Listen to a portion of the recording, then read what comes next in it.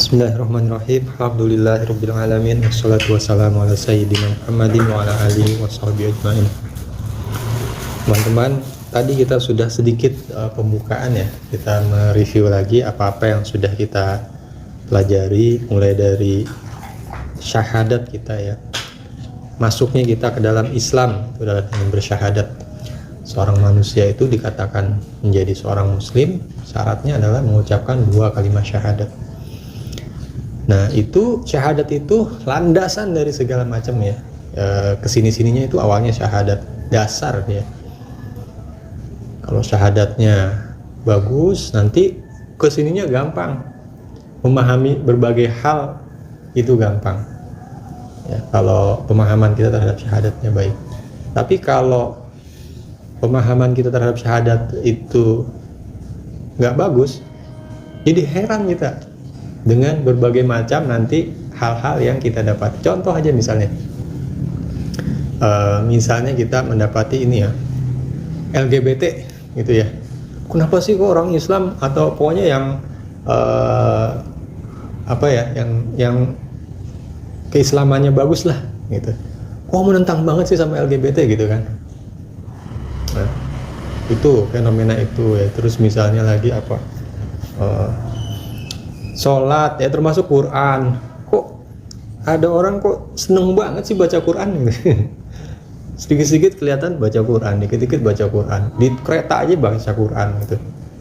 Ada waktu luang sedikit baca Quran gitu. Itu kalau kita tidak pahami dari syahadatnya, bingung kita. Saya dulu ya, waktu awal-awal ngaji kayak begini, itu udah masuk langsung ikut sama grup yang udah agak lama. Nah, di situ mereka udah sampai pada tahap mulai menghafal Quran. Menghafal, maksudnya surat-surat pendek ya. Ya kita juga dulu waktu TK pasti diajarin menghafal Quran lah. Quran, surat An-Nas, Al-Falaq, terus Al-Ikhlas, Qul a'udzu birabbin nas, Qul a'udzu birabbil falaq, Qul huwallahu ahad. Ya, surat-surat pendek kan pasti kita pernah belajar ya di TK atau di pengajian waktu kecil. Nah, saya sama Pak Ustadznya bilang, buat apa sih kan nanti kalau cuma untuk jadi imam gitu, terus bisa baca Quran, baca macam-macam ayat yang panjang-panjang gitu kan, itu ujung-ujungnya kan kita jadi ria aja tuh. Gitu. Jadi Pak Ustadznya kaget dan bingung, kok ada yang begini ya. Nah, itu menggambarkan pemahaman saya kepada dasar-dasarnya itu yang belum paham gitu. Kok ngapain sih baca sampai ngafalin Quran segala gitu kan. Bahkan ada yang 30 juz ya. Hafal Quran 30 juz. Ngapain gitu. Sebanyak itu gitu kan. Tebel loh Quran tuh. Ya, dihafal semua gitu. Apa nggak sayang kan? Kenapa nggak otaknya buat sekolah aja gitu, S1, S2, S3 gitu kan. Jadi apa, jadi ilmuwan, jadi profesor kan gitu. Kenapa gitu. Nah, ini juga dasarnya adalah syahadat ya. Tadi urut-urutannya kan, kita berjanji, bersumpah bahwa menjadikan Allah sebagai ilah. Kita yakin akan kedudukan Allah sebagai tadi Rabb, Malik, dan ilah. Allah adalah pencipta alam semesta, pemelihara, yang memberi rezeki, yang menentukan hidup kita semua. Sehingga kita cinta kepada Allah. Ya Allah, cinta kepada Engkau, karena Engkau lah yang memberikan aku segala. Itulah makanya ada lagu Kau lah segalanya. Itu maksudnya Allah, jangan salah. Ya, walaupun orang-orang menafsirkannya sebagai pacarnya atau istri suaminya ini. Kalau kita Allah segalanya itu adalah Allah. Allah lah segalanya. Nah, dari dasarnya itulah muncul ya Allah kan gitu ya. Kalau kita bilang sama orang, kita cinta sama dia gitu kan pengennya deket terus ya. Kalau kita cinta sama seseorang gitu, pengennya deket terus. Gimana caranya deket? Aku mau deket sama kamu terus, gimana sih caranya gitu? Kata Allah, fadkuruni azkurkum. Ingatlah aku, maka aku akan ingat kalian, ingat kamu. Washkuruli, dan bersyukurlah kepadaku. Wala takfur, dan janganlah kamu kufur, jangan kamu mengingkari. Jadi kalau kita ingat sama Allah, Allah akan ingat kepada kita. Kata Rasulullah, kalau kita mendekat kepada Allah dengan berjalan, maka Allah akan mendekat kepada kita seolah-olah lebih cepat dari itu dengan berlari. Ud'uni, kata Allah, mintalah padaku, astajib lakum, aku akan kabulkan bagimu. Ya. Tapi pengabulan Allah itu nanti ada ininya ya, ada 3 macam, nanti kita bahas, tapi nanti kapan-kapan.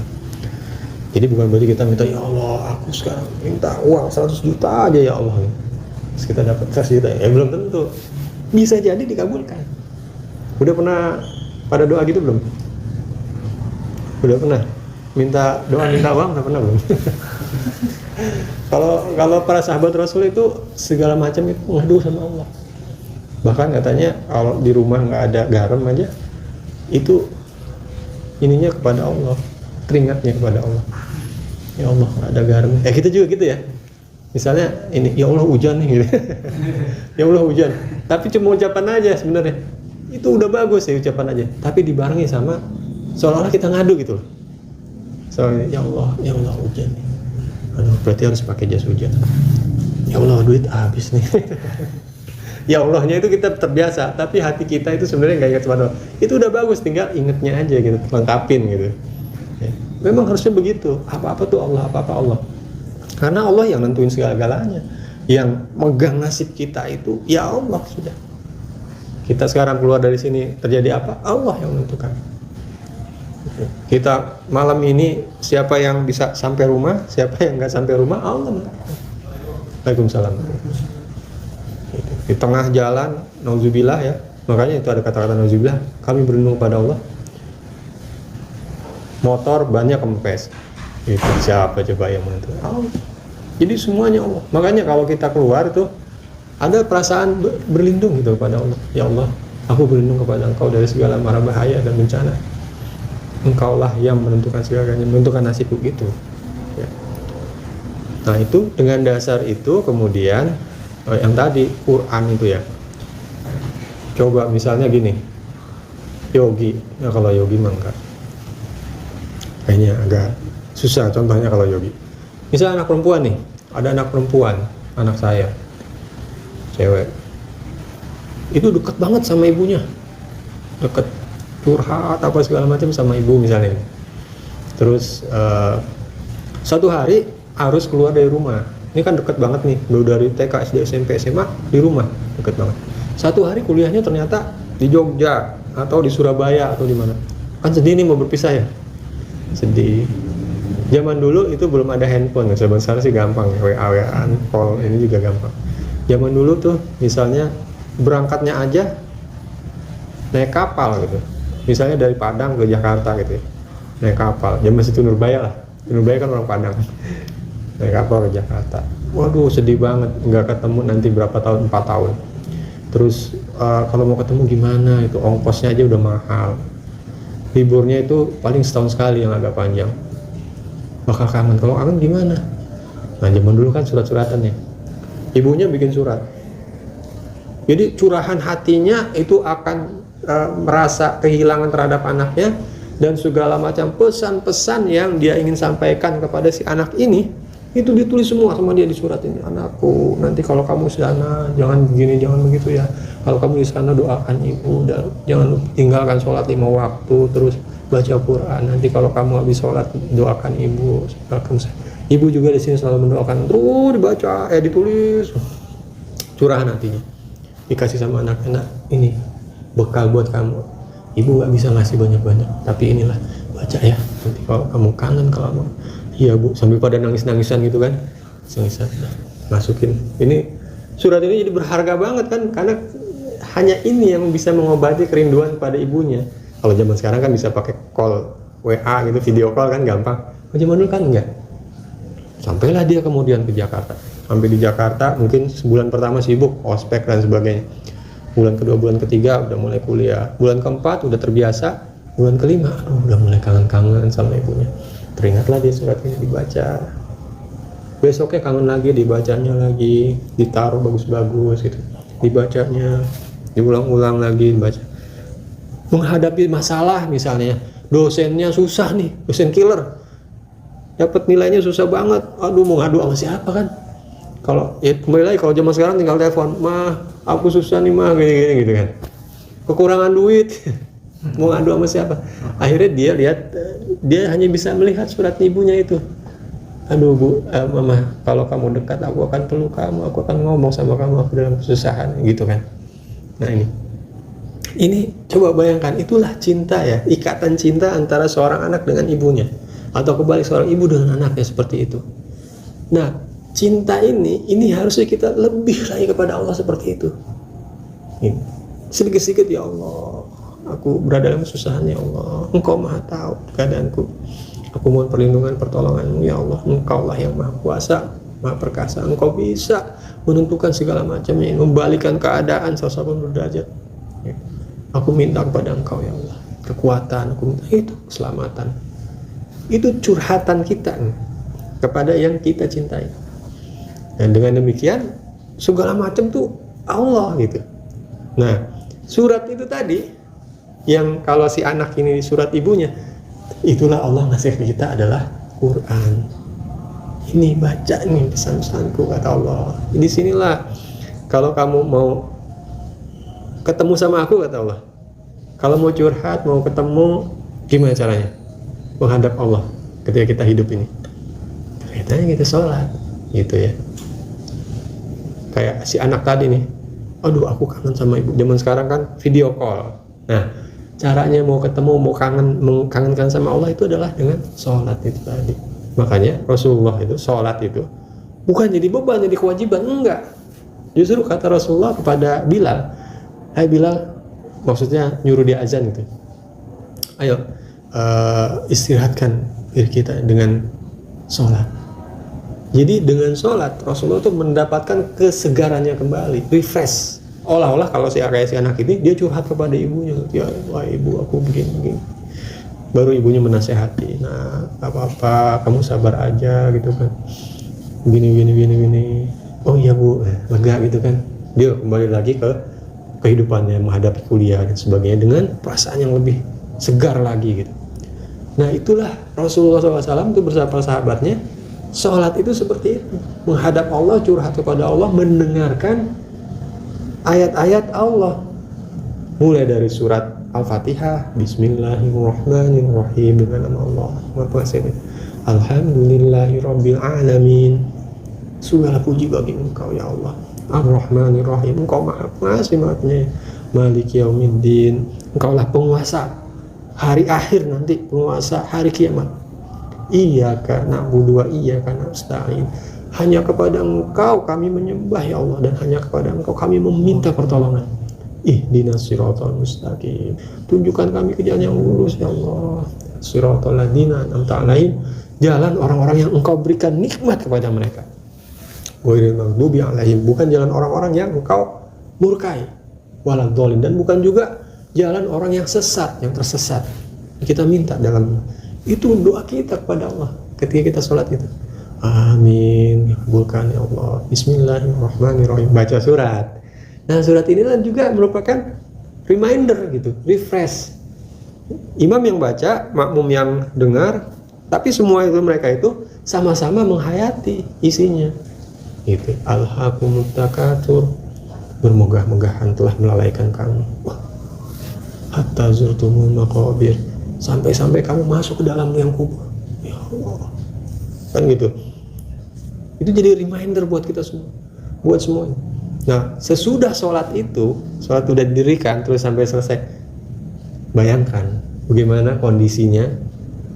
Ibaratnya seperti si anak mahasiswi tadi yang merasa susah karena kuliahnya itu tadi, kemudian curhat kepada ibunya, terus dinasihati sama ibunya, dikasih semangat sama ibunya, kan fresh lagi kan. Nah itulah sholat itu buat seorang muslim seperti itu, curhat kepada Allah. Nah lalu itu satu ya. Kemudian seperti si anak ini, si anak gadis ini, mahasiswa ini, ketika dia kangen nasihat ibunya, dia akan membaca suratnya kan. Nah itulah Quran buat kita. Ketika kita kangen kepada Allah, ya Allah bagaimana caranya aku ingin beribadah kepada Engkau, sebagaimana komitmenku dalam syahadat, dalam tadi surat Al-Fatihah, iyyaka na'budu, hanya kepada Engkau kami menyembah, wa iyyaka nasta'in, dan hanya kepada Engkau kami minta pertolongan. Tapi gimana ya Allah caranya? Kata Allah, baca Quran dan ikuti Nabi Muhammad tata caranya. Gitu. Ya Allah, aku ingin dekat dengan Engkau. Ya udah, mendekatlah. Gimana caranya? Baca di Quran. Itu petunjuknya sepanjang zaman kepada seluruh manusia, di situ ada. Nah, itulah kenapa ada orang yang seneng banget baca Quran. Karena dia ketika membaca gitu ya. Ketika dia membaca Quran, dia mendapatkan Quran itu ya. Kalaupun kita baca terus nggak tahu artinya, satu, kita berpahala, bernilai mendapatkan pahala dari Allah Subhanahu wa taala. Itu bernilai ibadah kepada Allah. Bernilai kita sedang menyembah Allah gitu. Terus ini kita belum bicara tahu artinya ya, anggap nggak tahu artinya. Itu kata Nabi, bacalah olehmu Quran, karena nanti bacaan Quranmu itu akan menjadi penolongmu di hari kiamat. Ketika nanti kita dalam keadaan susah di hari kiamat. Saya lagi baca buku tentang hari kiamat, apa yang terjadi pada hari kiamat itu. Aduh, ngeri lah pokoknya. Kita berdiri menunggu perhitungan Allah terhadap semua manusia. Manusia nanti dihisab semuanya, hitung-hitung amal-amalannya. Dan kita nunggu. Begitu dibangkitkan dari alam kubur, semua kan dihancurkan dulu tuh. Hari kiamat pertama dihancurkan dulu semuanya. Semuanya mati. Yang terakhir itu malaikat maut. Ditanya sama Allah, masih ada nggak yang tersisa, yang belum mati? Sudah semua ya Allah. Kata Allah, tidak, masih ada. Sudah semua ya Allah, masih ada. Kamu yang udah, sekarang kamu mati. Habis itu baru dibangkitkan sama Allah. Bangkit semuanya dalam bumi, tapi buminya luas banget dan flat, datar. Dan semua orang berdiri di situ, berdiri menunggu. Wah, kita mau ngapain ya? Ngapain kita nih? Gitu. Semuanya di padang mahsyar gitu, menunggu. Saking lamanya nunggu itu, kita nggak ada kejelasan tuh. Kemudian manusia ini, wah gimana ya? Ayo kita coba ke Nabi Adam. Ayo, Nabi Adam, ayolah kamu berdoa kepada Allah supaya ini kita mau diapain nih gitu. Ayo cepet-cepet aja gitu. Kita nggak tahanin nunggu begini. Dan dalam nunggu itu matahari deket banget. Matahari deket banget. Terus kemudian saking deketnya keringat, kepanasan. Ada yang keringatnya sampai di sini, ada yang sampai di sini, ada yang sampai tenggelam kalau keringatnya gitu. Menggambarkan betapa susahnya manusia pada saat itu.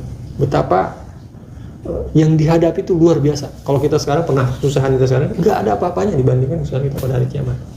Gitu. Datang ke Nabi Adam bilang, nggak bisa, aku nggak bisa memberikan syafaat itu, pertolongan itu. Coba kamu bicara sama Nabi Ibrahim. Datanglah manusia bermohon kepada Nabi Ibrahim. Wahai Ibrahim, engkau adalah Nabi Allah, engkau dekat kepada Allah, kekasih Allah. Ayo bilang sama Allah, ini kita mau diapain? Kata Ibrahim, aku nggak bisa, nggak kuat. Terus datang coba kamu kepada Musa, Nabi Musa juga, saya nggak bisa. Saya pernah membunuh orang. Pernah dengar cerita Nabi Musa kan? Dia bunuh orang. Datanglah ke ini Isa. Nabi Isa juga nggak bisa. Gitu. Akhirnya Nabi Isa bilang, datanglah ke Muhammad. Barulah kemudian Nabi Muhammad minta kepada Allah, ya Allah, ini orang-orang sudah pada menunggu, ini mau diapain? Segerakanlah. Akhirnya Allah datang bersama para malaikat berbondong-bondong semua. Barulah dimulai di situ. Satu persatu dihitung amal perbuatannya, dihisap, dan nunggunya lama juga itu. Lama itu, bertahun-tahun, berpuluh-puluh, bahkan hitungan kita ini ribuan tahun kita nunggu itu gilirannya. Susah gitu. Ya. Jadi kesusahan itu. Nah, kata Rasulullah, bacalah olehmu Quran, iqra'ul Quran, ia akan menjadi syafaat penolong di hari itu. Pada hari ini akan nolong. Jadi ketika kita dihisab nanti, bayangin nih, mudah-mudahan gak pernah terjadi, tiba-tiba gitu ya, Amar datangi orang polisi studio, kamu ikut, datang dibawa kantor polisi. Amar kan bingung, Pak, kenapa Pak? Udah ikut aja kamu, jangan banyak omong. Ya, kamu inilah, sampai di sana ternyata dituduh melakukan sesuatu. Mikir dia ya. Dituduh melakukan sesuatu, gitu. Padahal nggak melakukan. Dah dimasukin ke sel, dituduh, kan bingung ya. Waduh, handphonenya diambil, nggak bisa ngubungin siapa-siapa gitu kan, terus nggak bisa, udah tinggal pasrah aja kan di situ, berharap aja ada yang nolongin. Tahu-tahu ada yang datang, kebetulan tetangga ternyata polisi kerja di situ juga, cuman baru tahu aja nih, lihat, Mar, ngapain lu? Nggak tahu nih om, ini tiba-tiba ditangkap nih, masukin sini, dituduh gini, padahal nggak tahu apa-apa gitu kan. Wah, nggak bener nih, akhirnya diurusin ini. Oh ternyata salah tangkap gitu, udah keluar, pada minta maaf gitu kan, minta maaf ya ini. Kira-kira seneng nggak? Seneng kan, wah lega banget kan ya. Nah itulah penolong itu seperti itu, syafaat itu begitu. Nanti yang kita baca Quran itu, ketika kita kesusahan nanti di hari kiamat itu, dia akan memberikan kepada Allah, ya Allah, si orang ini, kata Rasulullah, surat Al-Baqarah sama surat Al-Imran, kalau dua-duanya sering kita baca, itu pada berebut menjadi pembela kita. Kata surat Al-Baqarah, ya Allah, orang ini seneng banget, sering banget baca aku, ya Allah, gitu. Jadi aku menjadi sahabat, tolonglah jangan keluarkan dia dari kesusahan, kurang lebih gitu. Begitu juga surah pada berebut gitu. Nah itu ya, baca Quran itu seperti itu. Dan lagi kata Rasulullah, orang yang membaca Quran itu satu hurufnya dihitung 1 kali kebaikan oleh Allah, dan tiap kebaikan akan dibalas 10 kali lipat gitu.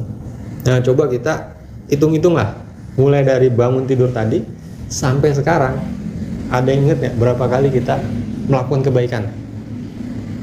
Contoh misalnya cium tangan sama ibu gitu ya apa namanya, bagus-bagus kalau ada ngasih ibu uang gitu. Ini kan belum pada menikah kan ya? Hari udah belum ya. Nah kalau contohnya, kalau dicontohin istri nggak cocok karena belum ada punya istri. Contohin anak juga nggak cocok, nah karena belum ada punya anak. Atau misalnya lagi di jalanan gitu kan, ada yang orang tua kayak kakek atau nenek mau nyebrang jalan bingung, kita seberangin, itu satu. Coba hitung yang sengaja kebaikan kayak gitu berapa kali kita? Kan sedikit ya. Kebanyakan ya bisa-bisa aja jalan biasa aja. Kita yang nggak sadar gitu ya. Ngerjain tugas aja kan. Tapi yang kebaikan yang kita lakukan tuh bisa gitu dengan jari. Paling 10 juga udah bagus. Iya kan? Kalau saya misalnya, saya bangun tidur nih, bangunin istri tidur bangun nyuruh sholat, nah 1 kebaikan. Bangunin anak, bangun sholat subuh, nah 2 kan. Berangkat kerja, temen ikut nebeng, nah alhamdulillah dapat 1 kebaikan lagi, 3, 4. Di kerjaan beliin sarapan buat temen-temen, alhamdulillah 5. Gitu kan bisa kehitung kan? Coba kita hitung. Nah itu kata Rasulullah, baca Quran itu 1 hurufnya itu 1 kebaikan. Jadi baca Quran itu termasuk kuantum ibadah. Artinya sesuatu yang paling cuma setengah jam gitu, tapi luar biasa nilainya. Itu berkali-kali lipat pahalanya itu. Berpuluh-puluh bahkan ratusan kebaikan itu nilainya. Nah kalau dari situnya kita pikir-pikir ya, rugi banget kan kalau kita dalam sehari nggak baca Quran. Padahal, nah kita ingat lagi nanti kan di akhirat nanti kita ditimbang kebaikan kita sama keburukan kita lebih mana gitu. Kalau kita nggak punya nih kuantum ibadah kayak begini, susah gitu untuk kita menandingi maksiat yang kita lakukan. Sedangkan maksiat itu ngalir terus loh, ngalir terus.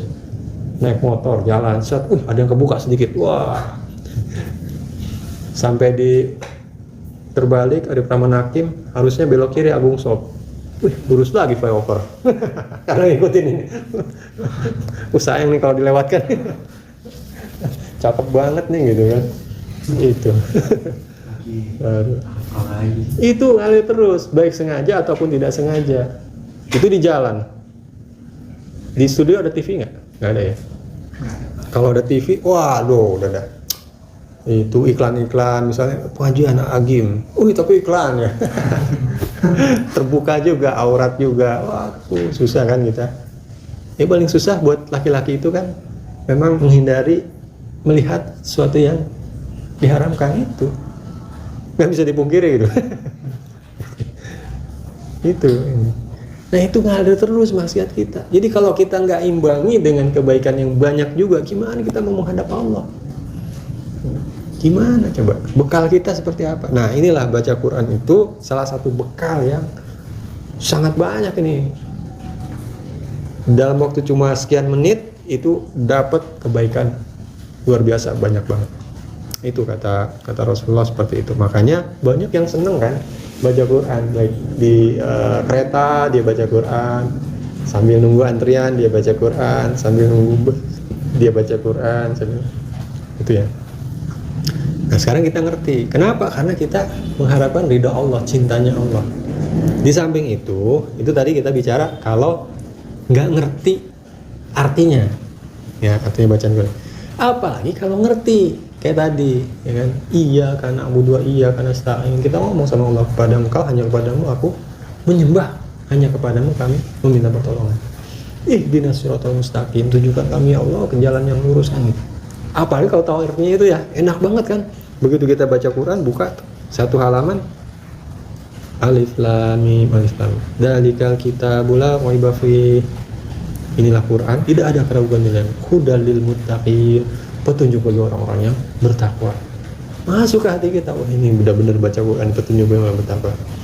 Hudal lil muttaqin alladzina yu'minuna bil ghaib, yaitu orang-orang yang beriman, dia percaya dan yakin kepada adanya yang gaib.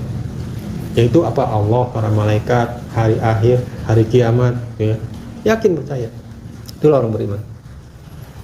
Alladzina yu'minuna bil ghaib wa yuqimunas shalah, dan mendirikan shalat.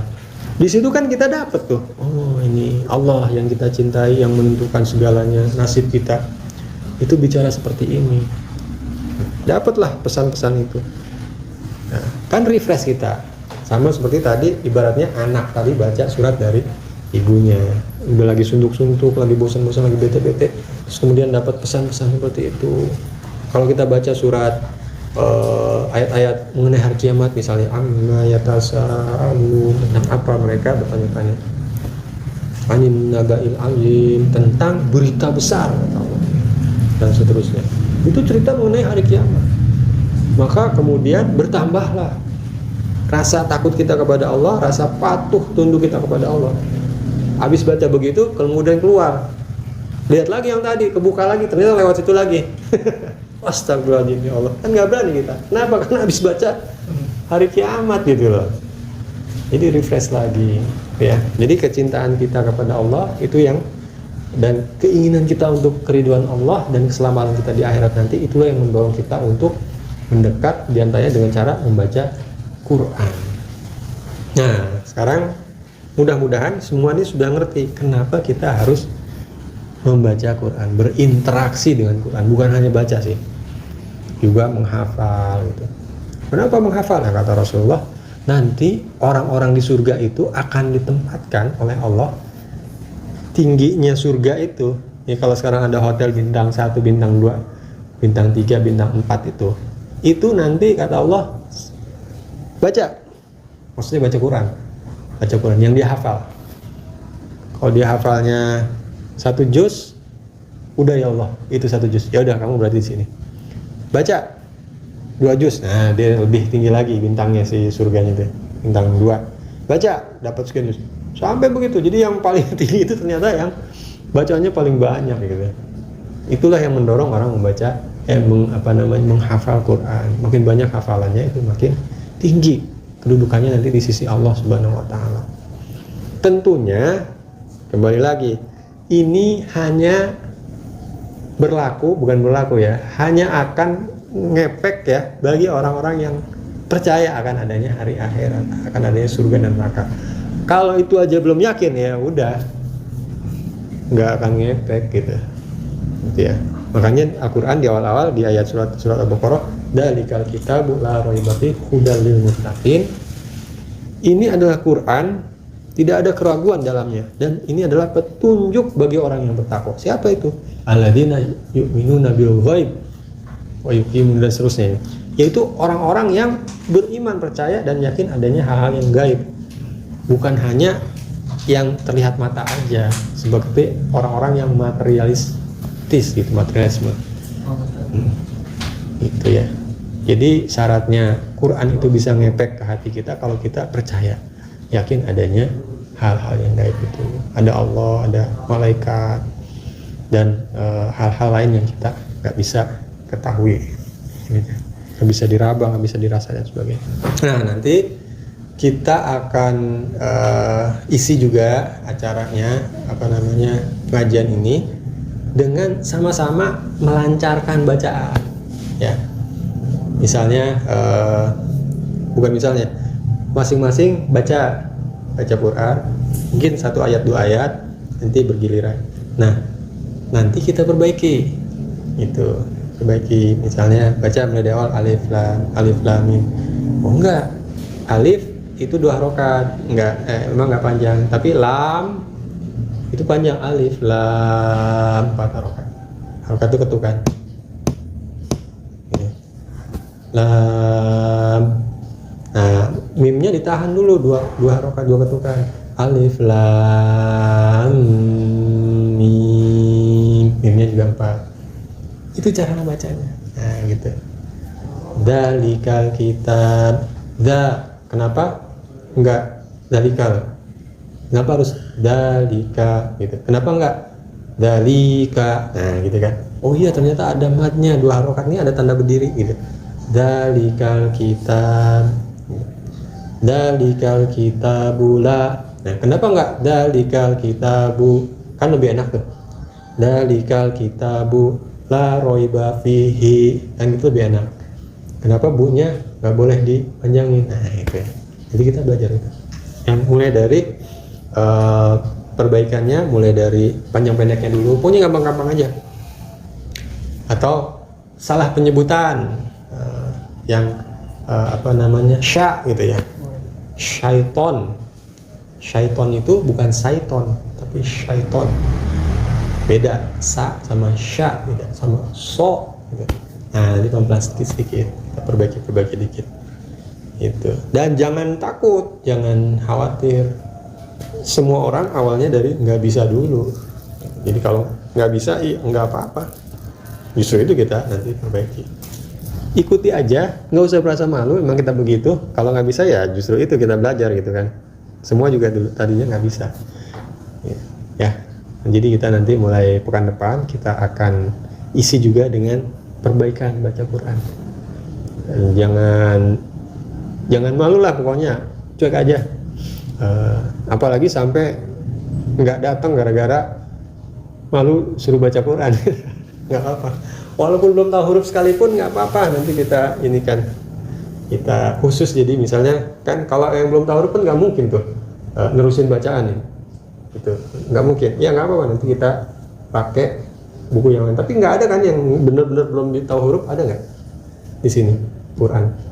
Nggak ada kan, udah rata-rata bisa semua kan, bisa baca Quran. Tapi yang dulu lancar banget. Iya, justru itu kita perbaiki, kita lancarkan.